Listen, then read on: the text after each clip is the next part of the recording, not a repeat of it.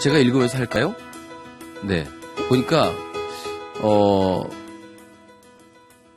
0609님, 저희 아이는 초3인데 공부를 싫어하고 숙제 한번 하려면 억지로 앉혀서 겨우 30분 정도 하는데 어떻게 도와줘야 할까요?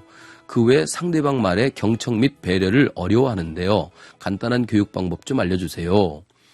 물론 이제 제가 이 아이를 직접 보지 않아서 전반적으로 아이에게 정말 문제가 있는 건지 아니면 주변 환경이 문제가 있는 건지는 잘 알 수 없지만 보통 이런 경우에 아이들이 공부를 싫어한다. 그건 공부를 싫어하는 이유가 뭘까요? 한번 생각해 보자고요. 자, 우리 어른들도 마찬가지입니다. 어떤 일을 싫어하는 이유는 뭘까요? 싫어하는 일은 거의 두 가지인데요. 그 일을 함으로 내가 이루어야 될 목표가 너무 클 때, 너무 커서 내가 도저히 거기 도달할 수 없다고 느낄 때 이미 좌절을 해버리죠, 마음속에서. 그러면 그 일을 하기 싫어집니다. 또 한 가지는요, 그 일에 대한 실패의 기억이 있을 때, 사람들은 실패의 기억이 생기면 그것 때문에 장애물이 됩니다. 장애물이라는 건 뭐냐면 과거에 실패했던 것에 대한 기억입니다. 어른들도 그렇지 않겠어요? 어른들이 뭔가를 체육대회가 열렸는데 말이죠. 체육대회도 공을 한번 잘 쳐보려고 발야구 같은 걸 한다고 치자고요. 공을 한번 잘 치려고 발을 멀리서 달려와서 공을 찼는데 공 위에 올라가서 넘어지고 말았어요. 그 수많은 사람들이 보는 앞에서. 그러면 그다음부터 공을 차는 일만 보면 하고 싶어질까요? 절대 하고 싶어지지 않죠. 그러면 그다음부터 공 차는 일을 기피하게 됩니다. 아이들이 공부를 하기 싫어하고 숙제하기 싫어하는 이유 중에 한 가지는요. 실패의 기억이 머릿속에 남아있기 때문일 겁니다. 언제부터 남아있어요? 초3인데 무슨 벌써부터 실패의 기억이 남아있느냐고요. 보통 아이들이 숙제를 하거나 공부할 때 부모님의 잔소리가 있어요. 그 잔소리는 뭐냐면 못한다는 얘기를 주로 많이 합니다. 주로 지난번에 너 틀렸잖아. 왜 이렇게 자꾸 틀리니? 또는 넌 이렇게 못하니? 좀 다른 애들도 좀 잘해봐. 이런 얘기를 자꾸 듣다 보면 아이는 난 이걸 못하는구나. 못하는 일을 자꾸 지적받는 일에 기분 좋을 사람이 아무도 없잖아요. 그러다 보니까 그게 습관이 돼서 어쩌면 안 하는 일이 돼버렸을 수 있습니다. 그래서 과거에 실패했던 기억들을 자주 넣어주는 것보다는 성공했던 기억을 넣어주는 게 좋은데요. 초등학교 3학년이면 아직은 그래도 부모님의 영향력이 좀 있을 때예요. 그래서 지금 당장은 문제가 되는 숙제를 가지고 아이를 해결하려고 하지 마시고요. 그 외에 다른 것들 중에서 찾아보세요. 잘하는 것, 좋아하는 거, 부모와 함께 할 수 있는 거. 그래서 부모님이 그 아이가 좋아하는 일을 같이 해주세요. 게임을 좋아하면 게임하시고요. 축구를 좋아하면 축구하시고요. 친구들 만나는 거 좋아하면 먹는 거 좋아하면 같이 먹어주시고 만들어주시고 그래서 아이가 실수를 좀 하더라도 실패를 좀 하더라도 그걸 잔소리를 안 하는 거예요. 그렇게 했구나. 나도 옛날엔 그런 실패를 했었는데 나도 실수했었는데 라고 얘기해 주다 보면서 아이가 부모와 친밀한 감정을 먼저 심어주셔야 돼요. 그 다음에 아이가 스스로 나 숙제를 해야 되는데 지금 어려움이 있어요. 좀 도와주세요. 라고 오는 순간이 옵니다. 물론 지금 당장은 안 옵니다. 왜냐하면 벌써 오랜 시간 동안 아이는 못한다는 이야기, 실패의 기억을 들었기 때문입니다. 그런 것들이 이미 그 아이 마음속에서는 장애물로 남아있어요. 이런 장애물들을 걷어내주기 전에는 절대 아이는 스스로 움직이지 않습니다. 보통 아이들이 그 나이가 되면 형식적 조작기라고 하는데요. 요때 아이들은요, 이미 6살, 7살, 8살 요때요, 구체적 조작기 때 뭔가를 해보려고 시도를 많이 했는데 그걸 못하도록 제재를 많이 받았었을 거예요. 아이가 못하는 걸 부모님이 대신 해주는 일들을 많이 했을 겁니다. 그러다 보니까 아이들이 그게 습관이 되어서 자기 스스로는 뭘 못한다라는 생각이 들어있어요. 그래서 초등학교 3학년이면 이쯤 되면 이제 서서히 난 뭘 못해라는 생각이 많이 들어있거든요. 그걸 지워주기 전에는 해결이 안 됩니다. 그래서 가능하면요, 공부가 아닌 다른 것에서 먼저 특히 아빠가 좀 놀아주세요. 놀아주다 보면 아이가 아빠랑 친해지면 자기 고민을 얘기합니다. 그럴 때 숙제도 서서히 같이 해볼 수 있겠죠? 그래서 지금은 좀 같이 뭔가를 해줄 수 있는 부모님이 필요합니다. 예. 8424님이 또, 학교 성적도 우수하고 여러모로 잘하는 편인데 전혀 발표를 하지 않아요. 이건 부모님의 시각이겠죠. 발표를 하지 않으면 어떤 문제가 있나요? 발표를 하지 않는 일에 대해서 어떻게 생각하세요? 제가 예전에 이런 걸 봤어요. 어느 초등학교와 중학교 아이들을 모아놓고 어린이날 잔치를 하는 거예요. 어느 대학교에서 잔치를 하는데 한 사람들이 많이 모여 있는 곳에 갔더니 막 아이들이 노래도 하고 춤도 추고 이런 대회를 하는 곳이에요. 그래서 삥 둘러서 아이들이고 사회자가 아이에게 노래도 시키고요. 발표도 시키고 막 그러면서 노래하면 상품도 주고 막 그랬거든요. 근데 그쪽에 한쪽에 구석에 있던 어떤 아이가 계속 그걸 뚫어지게 쳐다보는 거예요. 노래하는 아이들, 하는 아이들을 보면서 부러워하는 눈빛이 역력히 보였어요. 그때 엄마가 자꾸 밀어내는 거예요. 너도 나가. 그런데 아이는 자꾸 그럴수록 엄마 품에 숨어버려요. 그러니까 사회자가 그걸 보고요. 이리 나와서 너도 노래를 좀 불러봐. 괜찮아, 춤을 춰봐. 괜찮아 라고 얘기를 하자마자 엄마 뒤에 더 숨어버렸어요. 그런데 엄마는 계속 밀어내려고 해요. 그러니까 사회자가 뭐라 그러는지 아세요? 엄마 같이 나오세요. 아이 혼자 나오기 힘들면 어머니 같이 나오세요. 그랬더니 어머니께서 아이 손을 붙잡고 다른 곳으로 가셨어요. 무슨 얘기일까요? 아이가 자발적이지 못하고 발표를 못하잖아요. 그거는 아마 부모님에게 영향이 있을 수도 있습니다. 여러 가지 이유가 있겠죠. 뭔가 발표를 한번 했는데 그것의 실수를 누군가가 지적을 해서 크게 본인 마음속에 상처가 남아있어서도 못하고요. 또 부모님으로부터 오랫동안 그런 발표하는 일들을 지적받았거나 또는 뭔가 하지 말아라 하는 것들을 좀 받았을 수도 있습니다. 은연중에. 또 부모님께 배우는 것도 있고요. 그래서 그런 아이가 발표 못하는 건 사실은 문제라고 생각하지 않으셔도 돼요. 왜냐면요. 사람들은요. 여러 가지로 자기를 표현합니다. 그림을 그릴 수도 있고요. 글을 쓸 수도 있고요. 말을 할 수도 있고요. 노래를 할 수도 있고요. 만들 수도 있고요. 다양하게 자기를 표현하는데 우리는 옛날부터 앞에 나서서 큰 소리로 큰 자세로 발표하는 것만 멋있는 발표라고 배워온 거죠. 그건 부모님 생각인 거예요. 그 아이는 어쩌면 지금 앞에 나서지 않아도 스스로 쓰는 글씨를 통해서도 발표를 하고 있을지도 몰라요. 그래서 아이가 어떤 것들을 좋아하는지 성향을 먼저 보셔야 된다는 거죠. 되셨나요? 네. 예.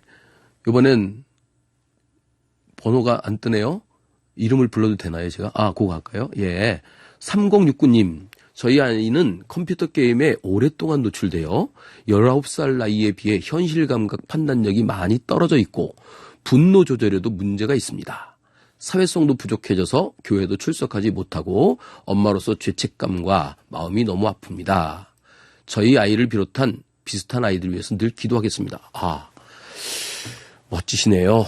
기도를 하겠다고 아이가 아픈데도 불구하고 우리 아이뿐만 아니라 다른 아이들 위해서 기도하시겠다고 얘기하셨는데요. 아이가 벌써 19살인데 컴퓨터 게임에만 빠져있고 아무것도 못한다는 건 당연한 결과죠. 컴퓨터 게임만 계속하는데 다른 아이들과 행동을 못한다. 그거는 이미 오랫동안 습관이 들었기 때문일 거예요. 근데 아이도 스스로 지금 거기서 빠져나오고 싶어 하나요, 혹시? 아이가 빠져나오고 싶어 한다면 이건 상담을 좀 받으셔야 됩니다. 지금 이제 벌써 게임한 기간이 10년쯤 됐을 것 같은데요. 그렇다면 아이에게 보통 아이들이 처음 게임을 좋아하잖아요. 게임을 좋아할 때 저는 그걸 권해줍니다. 게임할 때 처음에 지금 이제 19살 됐으니까 아직은 해결책을 제가 말씀드리는 게 아니고요. 보통 게임 때문에 고민하는 부모님들께 아이가 게임할 때 게임을 같이 해주세요. 같이 하셔서 정말 게임이 즐겁고 좋아서 하는 애들이 있고요. 다른 거 할 게 없어서 게임하는 애들이 있어요. 아이들 물어보시면 돼요. 제가 아이들 물어보거든요. 직접 게임 많이 하는 아이들한테 가서 물어봐요. 야, 너 게임이 진짜 재밌어서 하냐? 그러면요. 그중에 97%는 게임이 정말 재밌어서 하는 게 아니라 할 게 없어서 해요. 할 게 없어서 했던 애들은 게임을 재밌어서 하는 게 아니라 무의미하게 하는 거예요. 그래서 무의미하게 하면서 사람들이 계속 넌 게임만 하냐? 이 녀석 쓸데없는 녀석 이렇게 하다 보면 자기가 정말 쓸모없는 인간이 돼버렸어요. 게임만 하는 자기는 쓸모없다고 지적을 받았고 자기는 계속 게임만 하고 있으니까 쓸모없는 인간이 돼버린 거예요, 지금. 그래서 사실은요. 처음에 게임할 때 부모님이 같이 해서 게임을 즐기게 해주는 게 좋아요. 게임하는 사람은 쓸모가 없는 사람이라 게임하는 사람 중에서 정말 게임이 즐거운 아이들은 게임하는 게 장점인 거예요. 그런데 같이 게임을 해주잖아요. 그러면 게임이 정말 재미없는 애들은요. 나중에 하다 본인이 포기하게 돼 있어요. 그리고 게임할 때요. 원래는 규칙을 정해주는 거예요.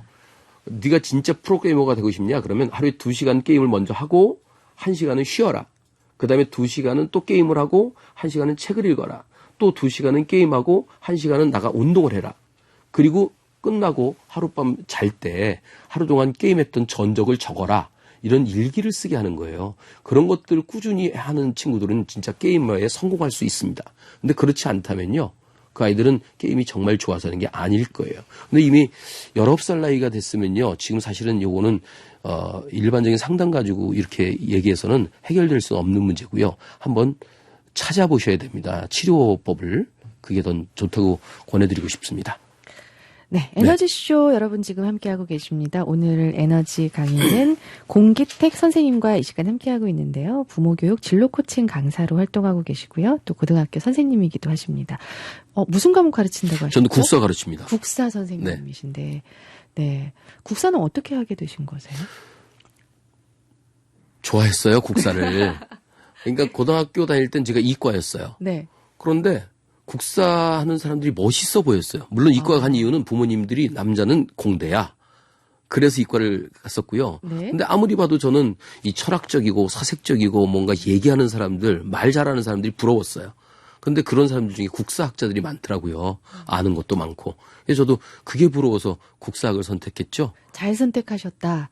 이렇게. 라고 생각하고 공부를 했는데 하다 보니까 국사가 또 아닌 거예요. 제가 교사 생활 한 27년 정도 했지만 사실은 20년쯤 할 때 국사가 내 적성이 아닌 것 같아. 그때부터 저는 새로운 길을 찾으려고 노력을 또 했죠. 예. 그래서 또 이렇게 네. 이런 상담, 네. 또 교육 쪽, 진로 쪽으로 또 같이 병행을 하고 계신 네. 거군요. 네, 오늘 주제는요, 우리 아이 어떻게 하면 자기 주도적으로 살아갈 수 있을까요? 이고요. 네. 여러분의 고민, 사연들로 진행이 됩니다. 궁금한 점 있으시면 질문해 주셔도 되고요. 상담 형식으로 에너지 강의 진행이 되고 있습니다. 네, 매주 에너지 넘치는 많은 다양한 분들을 이 시간에 모시고 함께하고 있는데요.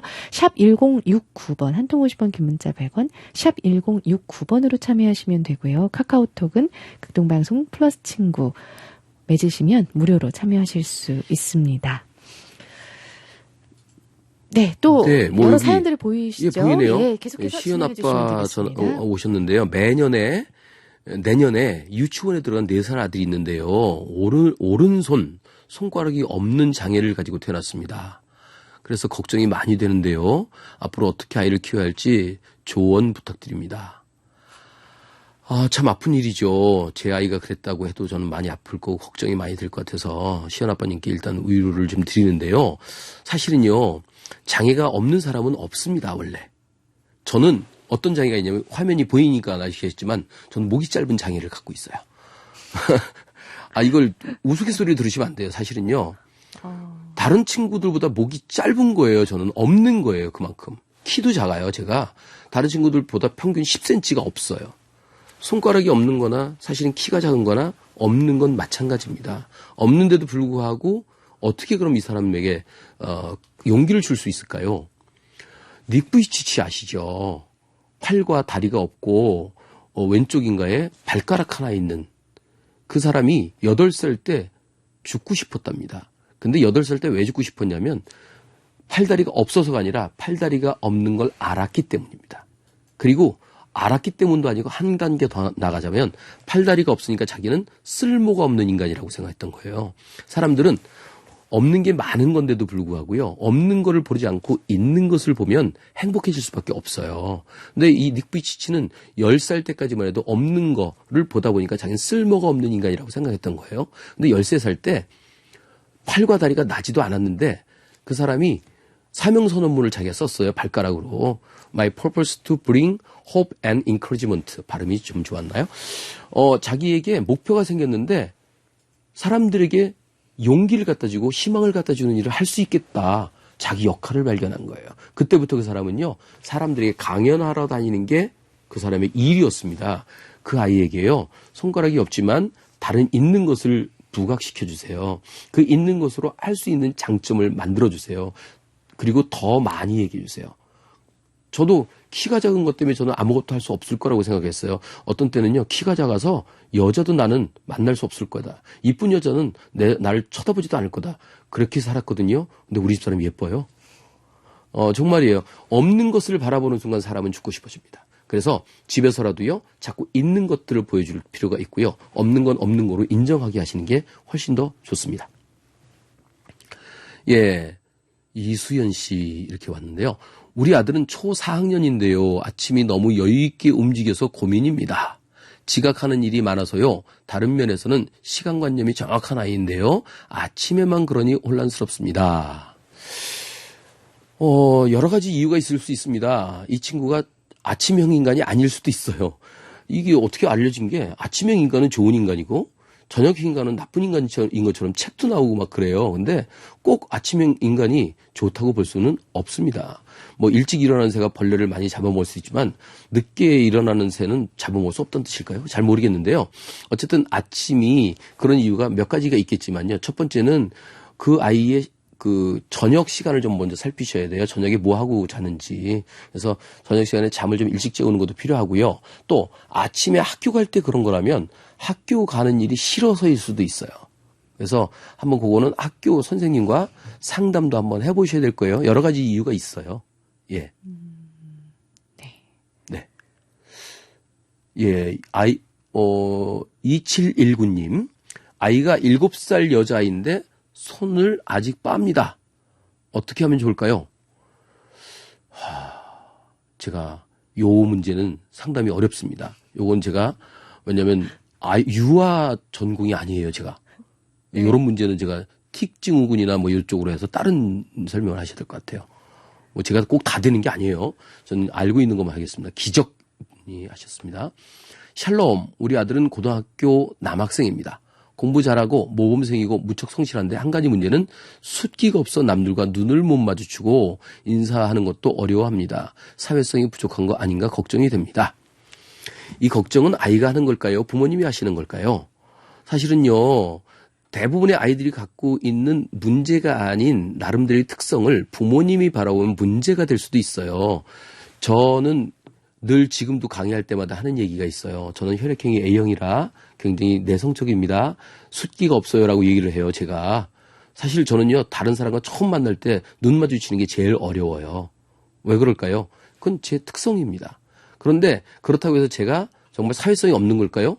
저는 할 때는 또 합니다. 그래서 이런 아이들은요, 오히려 그 문제 있는 행동을 지적하기보다는 그 아이가 잘하는 것들을 알려줌으로 인해서 자신감을 심어주시는 게 더 좋습니다. 그래서 자신감을 심어주면요, 저는 숫기 없는 문제는 금방 해결이 됩니다. 물론 저 아이가 숫기가 없어지게 된 이유도 몇 가지가 있을 거예요. 주변에 지적을 많이 받을 수도 있습니다. 너는 맨날 인사도 크게 못하고 목소리가 그게 뭐냐, 남자가.